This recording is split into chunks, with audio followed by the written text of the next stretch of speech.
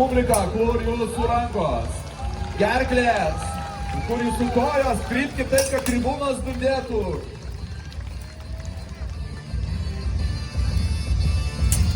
Įtampa šioje kovoje.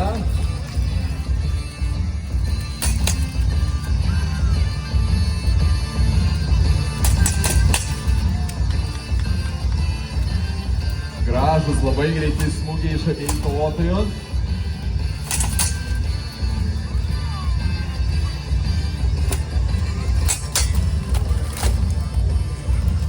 Atsitraukia nuo savo priešininko smūgio riteris Ilja, bando palaikyti tolimą atstumą, kol kas jam tai neblogai sekasi, kaip matėt, smūgis į koją ir jokio atsako iš to.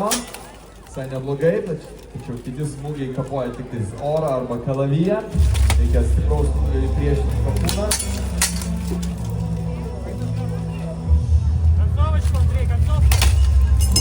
Stop! Šis raundas. Ir kas ten palaikote Ilją? Ir kur Andrėjaus palaikytojai?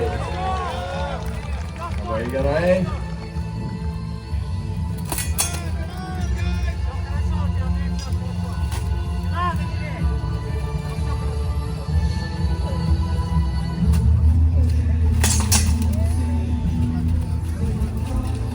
Tolimais smūgiais kol kas, taip nedrąsiai, toli vienas nuo kito riteriai. Gal jie šiek tiek bijo vienas kitą, nežinau. Arba yra variantas, kad jie vis dar gyvena kovido laikais. Laikosi saugaus atstumo, 2 metrai vienas kitą.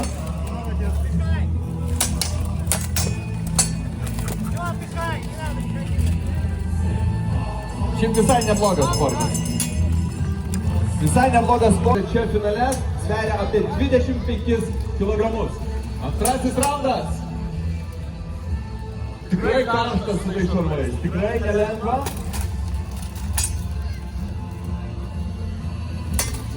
Ir jau riteris Andrei pradeda spausti savo priešininką. Galbūt gavo patarimą iš trenerio, kad reikia šiek tiek daugiau energingiau kautis.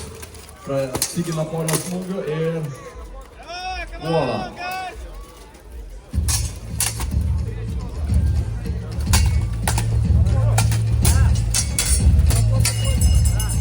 Stop. Dabar galite palaikytis savo mėgiamą kovotoją 30 sekundžių. Tik ar jūs galite tiek laiko ploti ir rėkti? Visai nedaug. Kas nori, kad laimėtų Andrei? Kas nori, kad laimėtų Ilja? Tai plotit, palaikykit jį. Kas už Ilją? Taip, matot, jūs plojat, vyksta kova. Stop! Nenugalėtojai, kaip manot, kas tai bus? Ar tai bus Ilja? Ar tai bus Andrei? Okay, and the winner is nugalėtojų tampa. Riteris Andrei.